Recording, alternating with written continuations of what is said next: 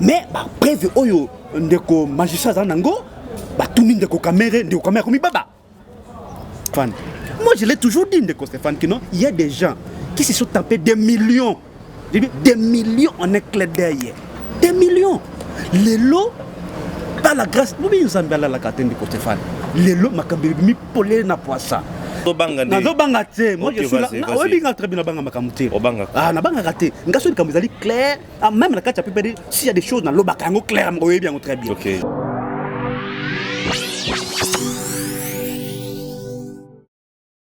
Merci à vous tous qui nous suivez de partout. Bienvenue dans Actu Plus, bien sûr. Nous sommes là c'est pour vous informer comme d'habitude. Vous le savez très bien que RDC Mambo Pelimoto interpellation soit interpellation T Bokangami. Caméra FCC va bêti maboko ba sepeli ba bosani ki ba bomamboko pendant 18 ans toyoki na foner que moi na Joseph Kabila zakuna na conseil d'administration azaka ba avantage ebele mboko yo kaka ye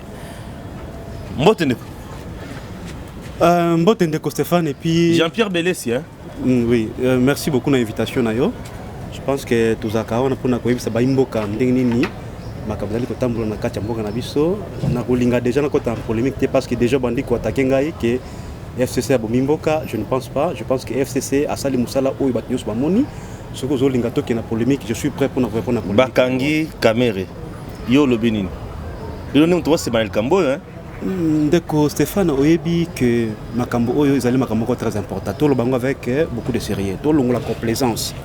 Je pense que tango ngai na banai kolanda mokonzi mboka oyo akomi lelo mokonzi mboka Félix Tshisekedi Tshilombo na allié na ye Vital Kamerhe ta bana ko sala campagne électorale bana ko yebisa biso ke no bakotia na kati na mboka na biso balobaki un état de droit.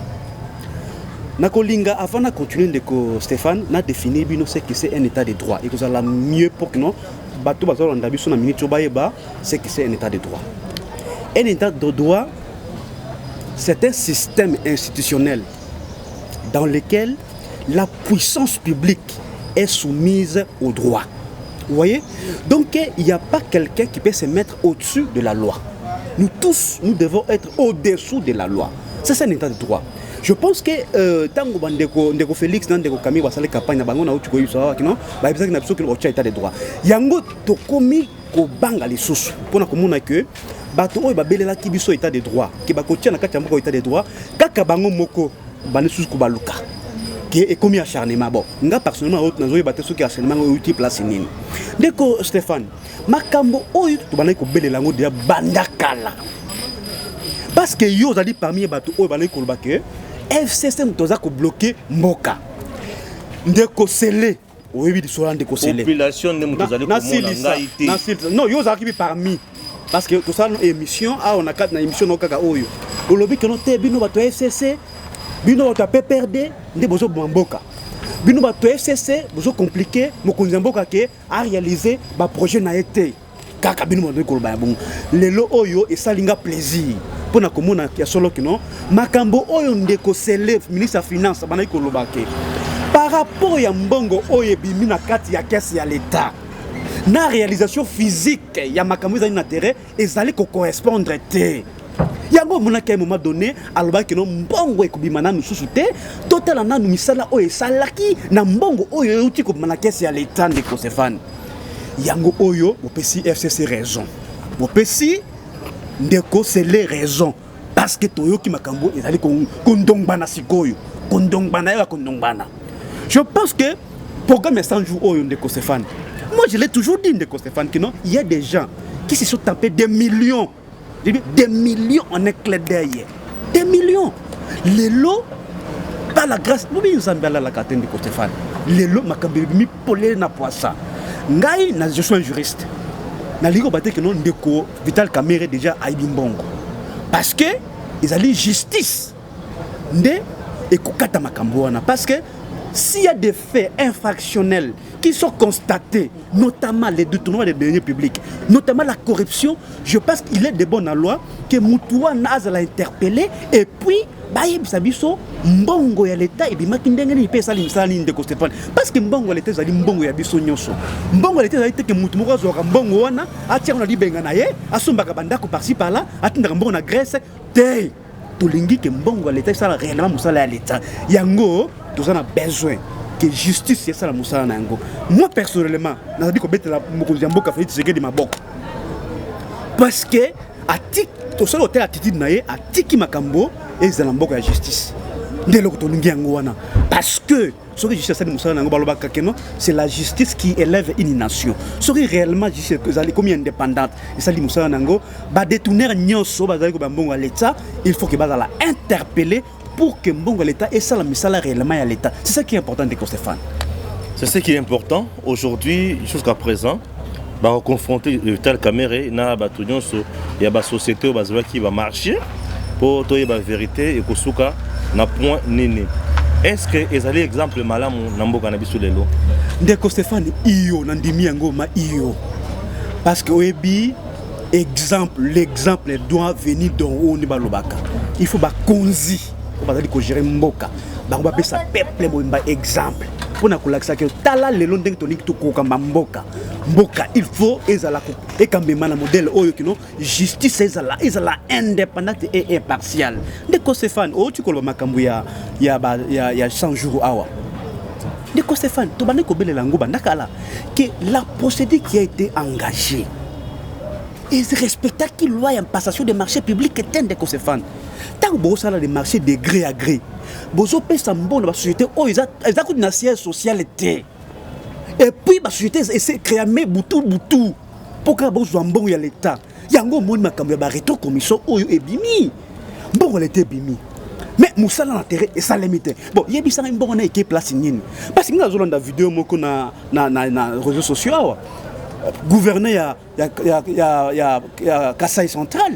Azali ko belela que ezala qui prévu ba pesa pour le programme 100 jours. Une affaire, ce qu'il y a 32 millions de dollars pour la province de Kasaï centrale. Mais Tina Lelo Mbongoana et Mounanate de Stéphane. Le monsieur aussi est interpellé, ou est chargé à programme. Voilà. Na Kasaï centrale. Voilà. C'est-à-dire Mbongoana et Mounanate. Si vous avez Sangai, Mbongo est na caisse à l'état pour Islam Misala. Mais Misala est salamité. Bon, yebi Sangai Mbongoana est place ni. Yango na ko senga na justice. To tikana nu bikuilo balo ya pa pamba. Mboke zo kufa pour na fanatisme. To longo la fanatisme. Soki muto sali mbeba, ozala muto FCC, ozala muto PPRD, ozala muto soki ya INC, ozala muto soki ya IDPS. Il faut ozong sambongo ya l'État, bakanga po ozong sambongo ya l'État. Ozoka ndeko Stéphane, yango na zoko senga. Bandeko na biso ya INC, batika, bakolo babilo bele ya papa mbaza ko loba wana. Et acharnement ya nini? Moutozala qui gérer programme 100 jours. Moutozala qui ordonnateur principal. Ozala ko signer mikanda na atinja na bac central pour que mbongo ebima na caisse ya l'État. Ils ont la qui de caméra. Bon, ce qui le lot bakangi bato parce que mbongo l'État ebima qui est que ça limsa ya ngote. O tu kotanga bato ya nini ya Robank. O écoute basi ba licencié ba longoli na musala. Aujourd'hui ndeko ya Safricas bakanaki bango e batwana ba bemisi ba secret ya mikosaka na tende ko Tolandi siko batu ya Foneur na silis non pardon silis ça te koluka polémique te toujours vas-y alors moi na zamu sérieux te papa non na bité zamu sérieux on dirait makamanga na zo ngana tous les zamu sérieux pardon na bité yo polémique ba ibo ba zona biso tika pardon ndeko Stéphane ozo banga na zo banga te moi je suis là na obi nga très bien banga makamuti na banga raté ngaso kamuzali clair même na kati s'il y a des choses dans l'Obakango, clairement, oui, bien, très bien. Okay. Donc c'est pour vous dire que tant que l'État est béni, il y a un ordonnateur principal de Vital Kamere. Bon, il y a un ça qui va marcher de gré à gré et que Missal est salamité. Bon, quelle est la suite? Il y a Mbongoana, ils allaient n'engenini. Donc il y a un Kosenga. Bande quoi INC ba fanda kimia batika biso makelele ya papa mba wan baza kutia na télévision pour na koloba kino oh ba s'acharner contre Ndeko Kamere jusque là Ndeko Kamere azali présumé innocent. C'est ça le droit. Donc ba enquête azali ko mener pour que ba ebisa biso ndenge mbongo ezali côté mais ba preuve oyo na selon certaines indiscrétion pardon bazola ça que non ba confrontation salamaki parce que ezali étape moko préjudicielle ni enquête ezali secrète mais ba preuve oyo ndeko magistrat za nango ba tumi ndeko caméra komi baba balobi alakisi toutes les 51 questions alakisi ba virement oyo balaki kosala na Grèce oyo esali misoki na bara banki awa c'est donc ndeko caméra komi baba yango tozali kosenga jusque là azali présumé innocent toyebi te soki azwaki mbongo ya l'état ou pas yango tozali kosenga justice esala mosala na yango pour que soki mbongo ya l'état ezwamaki na ndenge moko ya mabe ezonga pe ba coupable bazala sévèrement sanctionné pour que servir d'exemple. Ndeko Stéphane, tout a besoin de changement, biso nyonso, tout a besoin de changement. Yo moko monaki que ndeko Oli Lunga, ozali mutu FCC, tant wa monaki no makambu ya Ebola, ezalaki mal géré et que mbongo ezalaki utilisé mal géré, il a na boloko. Aujourd'hui ndeko na biso Assemblée nationale awa, ya provincial pardon. Azana boloko. Donc ce sont déjà les FCC. Donc na minute yo ozali mutu FCC, ozali mutu soki ya cash, mutu soki ya nani.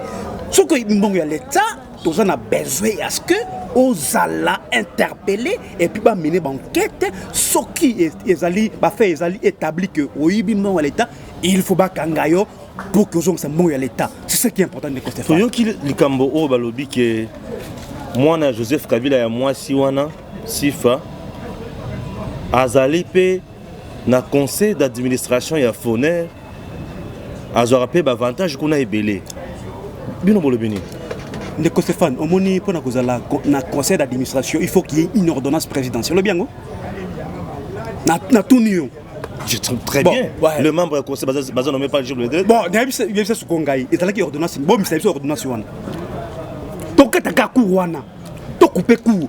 Balak ça une ordonnance non. Rebelle, bah non le Canada pas Joseph Kabila. Ndeko tikalo. Bah tu wana royer bango madame Moutin. Ndeko Stéphane, pardon. Rebelle, Joseph la boîte. Ndeko Stéphane, on ça la boîte. Moniteur to nourrir rimer ezaki to côté. Bola qui sabiso ordonnance présidentielle. Noma moi na Joseph Kabila comme membre du conseil d'administration na Foner. Ce que pour le singa yango na Karim ko malamoko. Na continuer ko na débattre.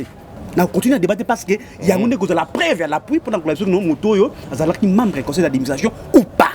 Bon, tant que tu as des rumeurs, il y a besoin de questions sur les rumeurs, tu es abattu. Nous avons les juristes, là qui sont preuve de la non. Moi, je suis Joseph Kabila Zali, membre du conseil d'administration. Tout ce débat. Motuna Yasuka, Ezaya que Bakata Katanga, Bino Batoya FCC, vous protéger Kyungu pour Nani. Ndeko Stéphane, Omoni. Moi, je suis tout le bango avec le sérieux, tous les sérieux du monde. Non, sérieux. Oui, Ezayote. On les alliés makambo, peut-être yo peut jouer en Vazinte, ngana zo mona makambo za na nzela. Bon, tozo protéger Kyungu na ndenge nini. Olanda ki conseil des ministres Salemaki na avec le président Félix ba pesi mot d'ordre na ministre de la défense. Yemuta kuta sala compte rendu nango. Il a eu des instructions fermes. Il faut balander la ndekouana, bakangaye. Et puis, Moukounjambo a fait ça qui ordre. Vous voyez, ça c'est ça pour protéger. Pourquoi? Pour Kimi ici, la résidence. Mais non, à Kimi avant, Makambo Salema. Donc, il faut tout le monde là, Makambo, il y a polémique inutile dans la gestion en Boka. Il a commis des gaffes, même tant que le câble mais on a essayé de les gérer. Pour que Atika Makamazé que ça la wana. Mais les lorsque à Bandeli, c'est de la même manière net indekoyo comme sous ya Burundi ya Congo. Mon ancien, parce que son Makamona, ils allaient combattre que non, parce que à l'époque on allait combattre non, ndeko Kyungu. On a posé bakanga Kabila. Moi je suis quoi on est pas comme aventure. Avec Kabila pour l'année. Yena nous, c'était azamu toi za mutu na yo ça normalité. Ngako to bila question bon na oui répondre na mutu ndingi parce que mutu na yo ça bien tu. Ngako ça comme Makambo très important. Donc boutique pour le bakino et c'est ça que protéger ndeko ya Katanga wana parce que il y a pas de fait aux kolobakino et ça à protéger pour quel bénéfice boyebi sangai. Très bien, nous sommes arrivés à la fin. Il y a émission Nabiso Bolandi ndeko Jean-Pierre Vélesi a PPRD ndengi bazali ko soutenir Mokonzamboka Félix Tshisekedi a continuer toujours la démarche na il y a état de droit pour être mboka Nabiso et bonga. Merci ndeko. Non, c'est ça, moi, le bamouken de Stéphane. Amoni, tu vas nous dire que non, FCC, pour soutenir Vision Mokonzi Mboka. Je pense que les lots ont raison parce que FCC a démontré preuve à l'appui que Azaliwana ko accompagner Mokonzi Mboka pour qu'il y ait réussi na mandat naï.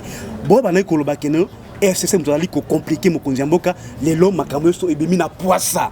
Que FCC a eu bimbongo à l'état aujourd'hui combat ministre moko FCC na quantité au bazar na ministre na gouvernement kaka tout autour ya Mokonzi Mboka kaka tangi déjà pardon affaire ya Guy tout autour ya Mokonzi Mboka batangi déjà ministre de finance qui est persona tout autour ya Mokonzi Mboka tobani ko belela que Mokonzi Mboka fungola miso malamu atala entourage na ye bazali ko aider pour avancer les lobes bo pesi biso raison de Stéphane donc Mokonzi Mboka Azali na soutien total ya FCC pour qu'il ait réussi na mandat naïe. Je pense que l'enjeu électoral 2023 ça déjà que c'est dessiné parce que toyebi que non selon accord il y a cash ne ba kana ki IDPS na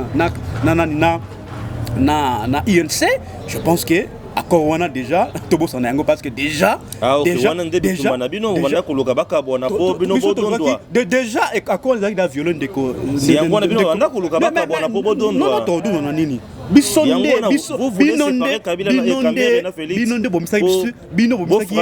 misaki FCC qui azali diable na kati ya moko mais les lonzambe ala la kate makambe mina miso ya bato poissa que en termes de millions de dollars. Déco Stéphane, millions de dollars. Vous avez aussi volé pendant beaucoup de temps. Non, préviens-moi un guap. Préviens-moi un guap. 200 millions de Kangalons aussi. Non, ils ont 80 millions. Ou alors aussi déjà. Kabila Salam. Ils ont 80 millions. Et Salam Moussala. Donc, tout ce qui a polémique de Stéphane, il y a un lobby qui non. FCC, nous allons soutenir Mokonzi Mboka et qui a réussi dans le mandat. Je pense que le peuple congolais va soutenir la justice. Mais il y a un magistrat qui a impressionné, et puis il y a une pression. Féliciter l'attitude de Mokonzi Mboka. Andimi, directeur de cabinet, a entendu par la justice. Il y a un exemple pour que Mboka soit réellement.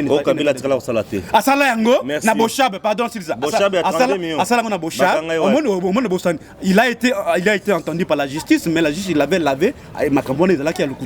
Ndeko Béasiko est là qui a entendu par la quête parlementaire. Donc, Ndeko Kabila, ça là exemple, il y a Ndeko Stéphane. Merci beaucoup. Tokomi Nasuka, Nzamba Batela Congo. À très bientôt. Merci beaucoup.